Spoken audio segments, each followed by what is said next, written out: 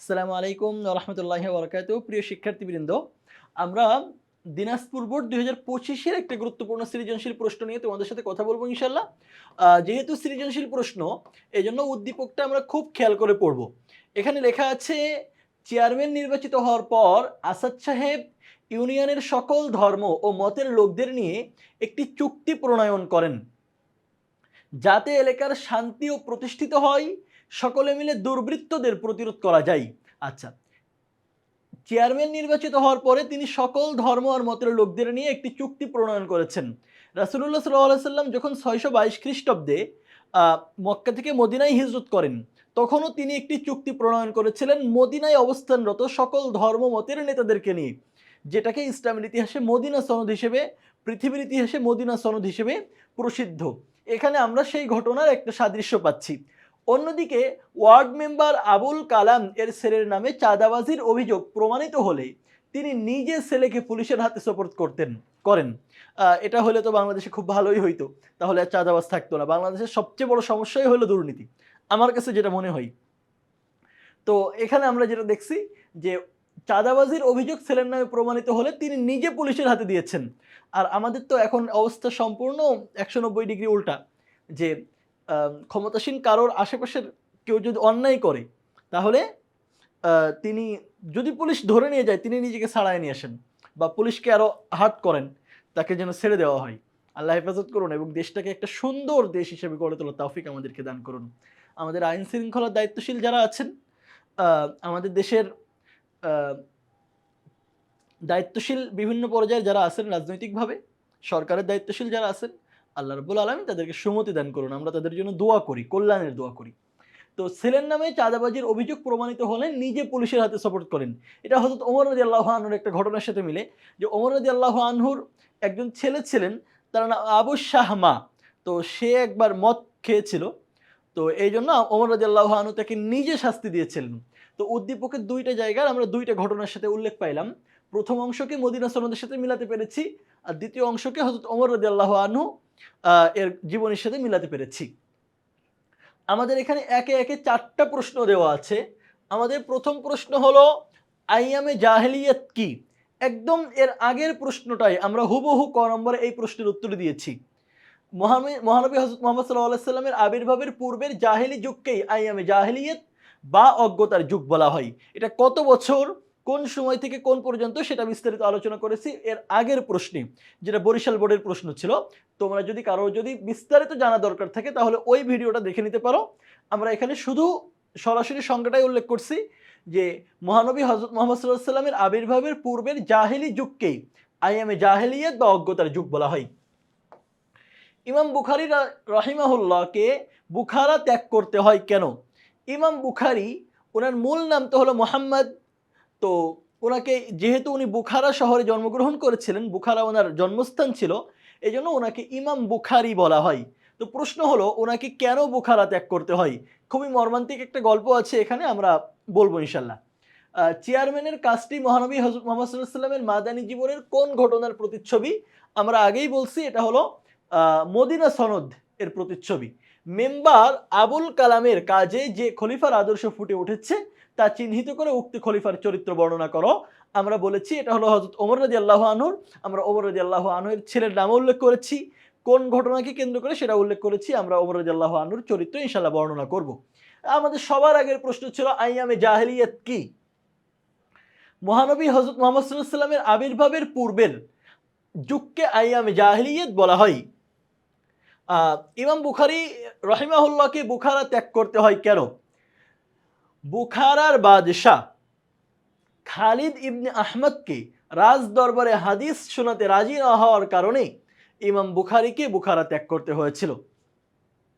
খালিদ বিন আহমদ ওই সময় বুখারা শাসনকর্তা ছিলেন, বুখারার গভর্নর ছিলেন, জেলা প্রশাসক, যেটা আমরা বর্তমান ভাষায় বলি। ওই জেলা প্রশাসকের দুইজন ছেলে ছিল। তো ইমাম বুখারী রাহিমাহুল্লাহর কাছে হাজার হাজার মানুষ হাদিস শিখে, বাচ্চারা বিভিন্ন দেশ থেকে এসে এসে বড় মানুষ হাদিস শিখে যায়। অবস্থা এমন হয়ে গেল, ইতিহাসের কিতাবগুলোতে লেখা হয়েছে, ইমাম বুখারী রাহিমাহুল্লাহর কাছ থেকে প্রায় ৯০,০০০ মানুষ ওই যুগে হাদিস শিখেছে। তো ওই যুগের মানুষ অনেকে এমন মনে করত, মানে অবস্থা এমন হয়ে গেল যে কেউ বুখারী শরীফ পড়ে নাই, বুখারী শরীফের হাদিস জানে না, তো তাকে শিক্ষিত মানুষই মনে করা হইতো না। তো বাদশা খালিদ বিন আহমদ তিনি চিন্তা করলেন, আমার ২ টা ছেলে আছে। এই ২ টা ছেলে যদি হাদিস না জানে বা বুখারী না পড়ে, তাহলে তো আমার পরে তাদেরকে মানুষ শিক্ষিত হিসেবেই মনে করবে না, এবং আমার পরে আমি তাদেরকে সিংহাসনে রাজ দরবারে বসাতে পারবো না, গভর্নর বানাতে পারবো না। তো তাদেরকে হাদিস শেখাতে হবে। তো উনি ইমাম বুখারীকে ডাকলেন। ডেকে বললেন, আমার ২ ছেলে আপনার আপনার কাছে পড়তে চাই, তাদেরকে হাদিস শেখান, হাদিস পড়ান। ইমাম বুখারী রাহিমাহুল্লাহ খুব স্পষ্টভাবেই বললেন, হ্যাঁ, আমি তো হাদিস পড়াই। আমার দরবারে অথবা মসজিদে পাঠাইয়া দেন, আমি তাকে পড়াবো। তো বাদশাহ বললেন যে, না, ওখানে ক্রীতদাসের ছেলে মেয়েও পড়তে আসে, ওখানে গরিব মানুষেরা পড়তে আসে, ওখানে আরেক দেশের গরিব মানে মানুষও পড়তে আসে, মানে সমাজের সব মানুষ যেখানে পড়তে যায়, বাদশার ছেলেরা সেখানে গিয়ে পড়বে এটা হতে পারে না। আপনি বরং ওদেরকে পড়ানোর পরে একটা নির্দিষ্ট সময়ে আমার বাসায় এসে, রাজদরবারে এসে হাদিস পড়াইয়ে দিয়ে যাবেন। ইমাম বুখারী রাহিমাহুল্লাহ খুব দৃঢ়তার সাথে বললেন যে, আল্লাহর রাসূলের হাদিসকে রাজদরবারে এনে আমি অবজ্ঞা করতে পারবো না। আপনার ছেলেরা যদি হাদিস পড়তে চায়, তাহলে তাদেরকে আমার দরবারেই যেতে হবে এবং আমার দরবারে গিয়ে হাঁটু গেড়ে বসে হাদিস শিখতে হবে। বাদশা খালিদ বিন আহমদের এই কথা পছন্দ হলো না। তিনি ইমাম বুখারী রাহিমাহুল্লাহকে দেশ ত্যাগ করতে বাধ্য করলেন। তিনি বুখারা ছেড়ে সমরকন্দে চলে যান, পাশের শহর।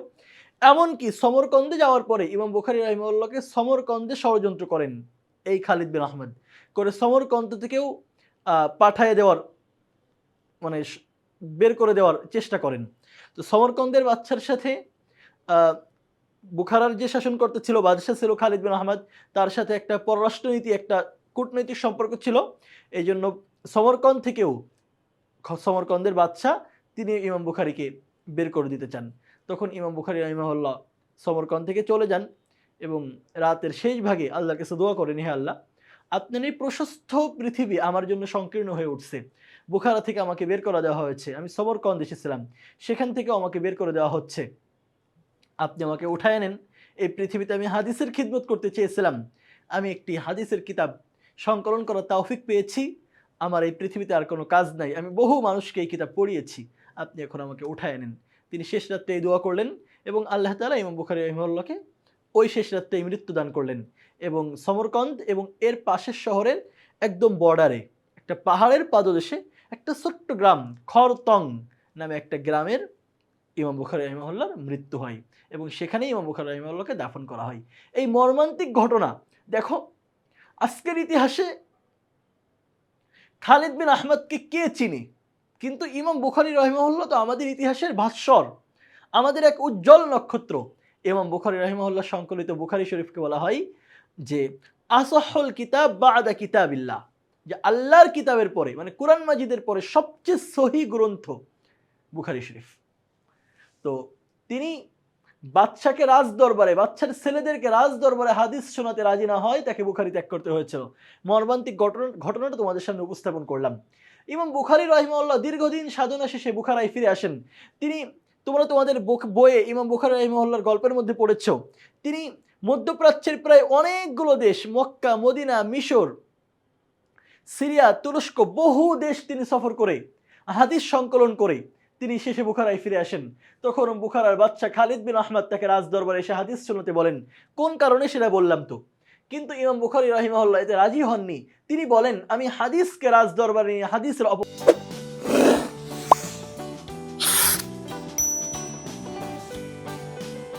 অপমান করতে পারবো না। প্রয়োজন হলে বাদশাহ আমার ঘরে বা মসজিদে এসে হাদিস শুনতে পারেন। এ কথা বাদশার পছন্দ করেননি, ফলে বাদশাহ তাকে বুখারা ত্যাগ করতে বাধ্য করলেন। তিনি সমরকন্দে চলে যান। পুরো ঘটনা তোমাদের সামনে বলেছি যে কেন তাকে বুখারা ত্যাগ করতে হয়। চেয়ারম্যানের কাজটি মহানবী সাল্লাল্লাহু আলাইহি ওয়াসাল্লামের মাদানী জীবনের কোন ঘটনার প্রতিচ্ছবি ব্যাখ্যা করো। আমরা আগেই বলেছি, তিনি সব ধর্ম মতের লোকদেরকে নিয়ে যে একটা সনদ প্রণয়ন করেছেন, এটা হলো মদিনা সনদের প্রতিচ্ছবি। আমরা বলছি চেয়ারম্যানের কাজটি মহানবী হযরত মুহাম্মদ সাল্লাল্লাহু আলাইহি ওয়াসাল্লামের মাদানী জীবনের মদিনা সনদের প্রতিচ্ছবি। হযরত মুহাম্মদ সাল্লাল্লাহু আলাইহি ওয়াসাল্লাম আল্লাহর নির্দেশে 622 খ্রিস্টাব্দে মক্কা থেকে মদিনায় হিজরত করেন। মদিনায় এসে তিনি সমাজ গঠনের জন্য কয়েকটি গুরুত্বপূর্ণ কাজ করেন। এর মধ্যে সবচেয়ে বড় কাজ ছিল মদিনার মানুষের মধ্যে ভ্রাতৃত্ব ও শান্তি প্রতিষ্ঠা করা। এই জন্য তিনি বিভিন্ন গোত্রের নেতাদের সঙ্গে বৈঠক করেন এবং একটি লিখিত চুক্তি তৈরি করেন। এই চুক্তিটি ইসলামের ইতিহাসে মদিনা সনদ নামে পরিচিত। উদ্দীপকে দেখা যায় আসাদ সাহেব চেয়ারম্যান নির্বাচিত হওয়ার পর এলাকার শান্তি প্রতিষ্ঠা এবং সকলে মিলে দুর্বৃত্তদের প্রতিরোধ করার লক্ষ্যে ইউনিয়নের সকল ধর্ম ও মতের লোকদের নিয়ে একটি চুক্তি প্রণয়ন করেন। চেয়ারম্যান সাহেবের কাজটি ইসলামের ইতিহাসে প্রসিদ্ধ হযরত মুহাম্মদ সাল্লাল্লাহু আলাইহি ওয়াসাল্লামের প্রণীত মদিনা সনদের সাথে সাদৃশ্যপূর্ণ। মহানবী সাল্লাল্লাহু আলাইহি ওয়াসাল্লাম মদিনায় হিজরত করে মদিনাবাসীদের মাঝে ভ্রাতৃত্ব বন্ধন ও সৌহার্দ্য স্থাপন ও ইসলামী আদর্শের ভিত্তিতে সুশৃঙ্খল সমাজ ব্যবস্থা প্রতিষ্ঠার লক্ষ্যে বিভিন্ন ধর্ম ও গোত্রের লোকদের নিয়ে একটি লিখিত সনদ প্রণয়ন করেন, যা ইসলামের ইতিহাসে মদিনা সনদ নামে খ্যাত। এ সনদে মোট ৪৭টি ধারা ছিল, ৪৭টা ধারা, বক্তব্য ছিল, নিয়ম ছিল। মদিনা সনদের মূল উদ্দেশ্য ছিল সবার জন্য সমান নাগরিক অধিকার নিশ্চিত করা, রাসূল সাল্লাল্লাহু আলাইহি ওয়াসাল্লামকে রাষ্ট্রের প্রধান হিসেবে মেনে নেওয়া, সবাইকে নিজ নিজ ধর্ম স্বাধীনভাবে পালন করার সুযোগ দেওয়া, বহিঃশত্রুর সঙ্গে ষড়যন্ত্র করা থেকে বিরত থাকা, একই সাথে মিলিত হয়ে শত্রুর আক্রমণ প্রতিহত করা, সব ধরনের অপরাধ ও অন্যায় কাজ নিষিদ্ধ করা, সকল ধর্মের মানুষের নিরাপত্তা ও স্বাধীনতা নিশ্চিত করা, সর্বোপরি জুলুম অন্যায় অপরাধমূলক একটি আদর্শ অপরাধমুক্ত জুলুম অন্যায় অপরাধমুক্ত একটি আদর্শ কল্যাণ রাষ্ট্র প্রতিষ্ঠাই ছিল মদিনা সনদের মূল লক্ষ্য। তো আমাদেরকে প্রশ্ন করা হয়েছিল কি, যে চেয়ারম্যানের ঘটনার সাথে মুহাম্মদ সাল্লাল্লাহু আলাইহি ওয়াসাল্লামের মাদানী জীবনের কোন ঘটনা মিলে ব্যাখ্যা করো। আমরা বললাম যে মুহাম্মদ সাল্লাল্লাহু আলাইহি ওয়াসাল্লামের মাদানী জীবনের যেই ঘটনার সাথে মিলে এটা হলো মদিনা সনদ। মদিনা সনদের কি কি ধারা ছিল, এগুলো কিভাবে প্রণয়ন করা হয়েছিল, উদ্দেশ্য কি ছিল, সেটা তোমাদের সামনে বললাম। মেম্বার আবুল কালামের কাজে যে খলিফার আদর্শ ফুটে উঠেছে তা চিহ্নিত করে উক্ত খলিফার চরিত্র বর্ণনা করো। আমরা বলেছি মেম্বার আবুল কালামের চরিত্রে যেই খলিফার আদর্শ ফুটে উঠেছে তিনি হলেন ইসলামের মহান খলিফা, ইসলামের দ্বিতীয় খলিফা হযরত ওমর রাদিয়াল্লাহু আনহু, আমিরুল মুমিনিন হযরত ওমর রাদিয়াল্লাহু আনহু। মেম্বার আবুল কালামের কাজে ইসলামের দ্বিতীয় খলিফা হযরত ওমর রাদিয়াল্লাহু আনহু এর আদর্শ ফুটে উঠেছে। ওমর রাদিয়াল্লাহু আনহু ছিলেন ন্যায়পরায়ণতা, সুশাসন ও আদর্শবান শাসকের উজ্জ্বল দৃষ্টান্ত। মক্কা নগরীর কুরাইশ বংশের আদি গোত্রে জন্মগ্রহণকারী হযরত ওমর ফারুক রাদিয়াল্লাহু আনহু ছিলেন মুসলিম জাহানের দ্বিতীয় খলিফা। ব্যক্তিগত জীবনে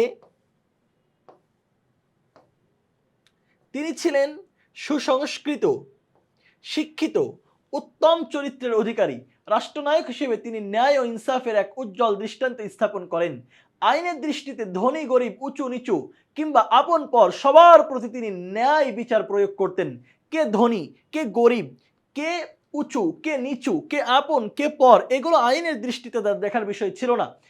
হযরত ওমর রাদিয়াল্লাহু আনহুর এই ঘটনা মনে পড়লে বা এই ব্যাপারটা দেখলে ইসলামের ইতিহাসের মুহাম্মদ সাল্লাল্লাহু আলাইহি ওয়াসাল্লামের আরেকটা ঘটনা মনে পড়ে যায়।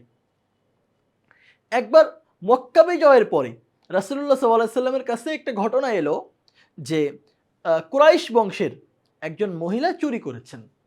তো ইসলামের শাস্তি হলো আস-সারিকু ওয়াস-সারিকাতু ফাকতাউ আইদিয়াহুমা, চোর অথবা চুরনি মানে মহিলা চোর কেউ যদি চুরি করে তাহলে তার হাত কেটে দেওয়া।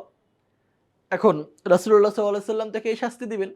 তো ওই সময় কয়েকজন সাহাবী মনে করলেন যে মাত্র মক্কা বিজয় হলো, মানুষ দলে দলে ইসলাম গ্রহণ করছে, এই সময় যদি এভাবে একজন মানুষের হাত কেটে দেওয়া হয় তো হয়তো মানুষেরা ইসলাম থেকে দূরে সরে যেতে পারে।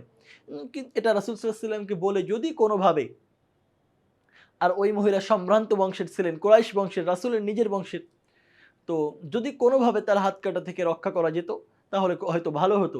কিন্তু রাসূলকে কে বলবে এই কথা, কেউ সাহস পাচ্ছিল না। তখন রাসূলুল্লাহ সাল্লাল্লাহু আলাইহি ওয়াসাল্লাম এর একজন সাহাবী ছিলেন, তাকে হব্বুন নবী সাল্লাল্লাহু আলাইহি ওয়াসাল্লাম বলা হয়, যে রাসূল সাল্লাল্লাহু আলাইহি ওয়াসাল্লাম তাকে খুব পছন্দ করতেন। হযরত এই মুহূর্তে আমার নামটা ওনার মনে আসছে না। তো ওনাকে রাসূল সাল্লাল্লাহু আলাইহি ওয়াসাল্লামের কাছে পাঠানো হলো। তো উনি রাসূল সাল্লাল্লাহু আলাইহি ওয়াসাল্লাম ওনাকে নাতির মতো আদর করতেন।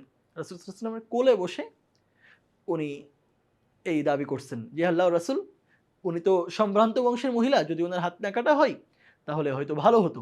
তখন রাসূলুল্লাহ সাল্লাল্লাহু আলাইহি ওয়াসাল্লাম প্রচণ্ড রাগান্বিত হয়ে গেছেন, গিয়ে বলছেন আজকে যদি এই মহিলার পরিবর্তে আমার মেয়ে ফাতেমা যদি চুরি করত, আমি তার হাত কাটতে একটা মুহূর্তেও দেরি করতাম না। এটা হলো ইসলামের আদর্শ। যে অন্যায় যে করেছে, সে উঁচু বংশের হোক, সে নিচু বংশের হোক, সে ধনী হোক, সে গরিব হোক, সে শাসকের কাছের মানুষ হোক, দূরের মানুষ হোক, আইন সবার জন্য সমান। এটা হযরত ওমর রাদিয়াল্লাহু আনহুর আদর্শ ছিল যে সবার প্রতি তিনি সমান বিচার প্রয়োগ করতেন। তিনি ছিলেন সাম্য মানবতাবোধের মহান আদর্শ। একজন আদর্শ শাসকের যতগুলো গুণাবলী থাকা দরকার তার মধ্যে তার সবগুলোই ছিল। উদ্দীপকে দেখা যায় আবুল কালাম নামে এক ওয়ার্ড মেম্বারের ছেলের নামে চাঁদাবাজির অভিযোগ প্রমাণিত হলে তিনি নিজে ছেলেকে পুলিশের কাছে সাপোর্ট করেন। আবুল কালাম সাহেবের কাজটি সাম্য ন্যায় বিচারের একটি উজ্জ্বল দৃষ্টান্ত। সত্যিকারের জনপ্রতিনিধি, যিনি সত্যিকারের জনপ্রতিনিধি হন, যিনি আসলেই জনপ্রতিনিধি, মানুষের প্রতিনিধিত্ব করেন, তিনি ধনী গরিব, উঁচু নিচু, আপন পরের মধ্যে কোনো ভেদাভেদ করেন না। আর তিনি যিনি কোনো একটা গোত্রের প্রতিনিধিত্ব করেন তিনি ওই গোত্রের মানুষেরই ভালো বোঝেন। যিনি কোনো একটা স্বার্থের প্রতিনিধিত্ব করেন তিনি ওই স্বার্থটাকেই বুঝেন। আর যিনি সত্যিকারের জনপ্রতিনিধি তিনি ধনী গরিব, উঁচু নিচু, আপন পর কারো মধ্যে কোনো ভেদাভেদ করতে পারেন না, করেন না। তারা স্বজন প্রীতিকে প্রশ্রয় দেন না। যেমনটা আমরা দেখতে পাই হযরত ওমর রাদিয়াল্লাহু আনহুর শাসন আমলে। হযরত ওমর ফারুক রাদিয়াল্লাহু আনহু ছিলেন ইসলামের জন্য নিবেদিত প্রাণ পুরুষ। ইসলামের ন্যায় বিচার ও ইনসাফের শিক্ষা তিনি পরিবার থেকে রাষ্ট্র পর্যন্ত পুঙ্খানুপুঙ্খানুভাবে বাস্তবায়ন করতেন। পরিবারের কেউ অন্যায় করেছে, কেউ অপরাধ করেছে বা ইসলাম থেকে সরে গেছে, একটা আইনের দৃষ্টিতে অন্যায় করেছে, তিনি পরিবারের মানুষকে শাস্তি দিবেন না এমন করতেন না। ইসলামের দ্বিতীয় খলিফা হিসেবে নির্বাচিত হওয়ার পর ইনসাফ ভিত্তিক রাষ্ট্র গঠনের জন্য তিনি আমৃত্যু সংগ্রাম করে গেছেন। তার ইনসাফের উজ্জ্বল দৃষ্টান্ত হলো তারই পুত্র আবু শাহমা। হযরত ওমর রাদিয়াল্লাহু আনহু মদ্যপানের অপরাধে স্বীয় পুত্র আবু শাহমাকে অত্যন্ত কঠোর শাস্তি দিয়েছিলেন। আবুল কালাম মেম্বারের কাজটি অত্যন্ত প্রশংসনীয় ও ন্যায়সঙ্গত। তিনি তার নিরপেক্ষ মনোভাব ও ন্যায়নিষ্ঠ আচরণের মাধ্যমে সমাজে শান্তি, শৃঙ্খলা ও ভ্রাতৃত্ববোধ বজায় রাখতে সক্ষম হবেন। এর ফলে একটি আদর্শ, সুন্দর ও কল্যাণকর সমাজ গড়ে উঠবে। তাহলে আমরা যে প্রশ্নটা পড়ছিলাম, এখানে আমাদের সামনে চারটা সৃজনশীল প্রশ্নের চারটা প্রশ্ন ছিল। আমাদের প্রথম প্রশ্ন ছিল আইয়ামে জাহেলিয়াত কি? আমরা উত্তর দিয়েছি যে মুহাম্মদ সাল্লাল্লাহু আলাইহি ওয়াসাল্লামের আবির্ভাবের পূর্বে দুনিয়ার সময়টাকে আইয়ামে জাহেলিয়া বলা হয়। ইমাম বুখারী রাহিমাহুল্লাহকে কেন বুখারী ত্যাগ করতে হয়? তিনি ওই সময়ের খলিফা খালিদ বিন আহমদকে তার ছেলেদেরকে হাদিস শোনাতে রাজদরবারে গিয়ে রাজি হননি, এই জন্য তাকে বুখারা ত্যাগ করতে হয়। চেয়ারম্যানের কাজটি মহানবী সাল্লাল্লাহু আলাইহি ওয়াসাল্লামের মাদানী জীবনের কোন ঘটনার প্রতিচ্ছবি ব্যাখ্যা করো? চেয়ারম্যানের কাজটি মহানবী সাল্লাল্লাহু আলাইহি ওয়াসাল্লামের মাদানী জীবনের মদিনা সনদের প্রতিচ্ছবি। আর আবুল কালামের কাজে যে খলিফার আদর্শ ফুটে উঠেছে তা চিহ্নিত করে উক্ত খলিফার চরিত্র বর্ণনা করো। আমরা বললাম আবুল কালামের কাজে যেই খলিফার আদর্শ ফুটে উঠেছে তিনি হযরত ওমর রাদিয়াল্লাহু আনহু। আমরা ওমর রাদিয়াল্লাহু আনহুর বিস্তারিত ঘটনা তোমাদের সামনে উল্লেখ করেছি।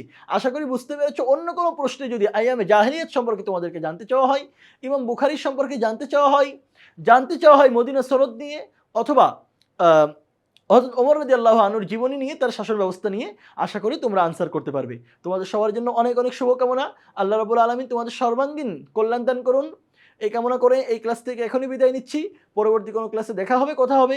সেই পর্যন্ত আল্লাহ হাফেজ। আসসালামু আলাইকুম ওয়া রাহমাতুল্লাহি ওয়া বারাকাতুহু।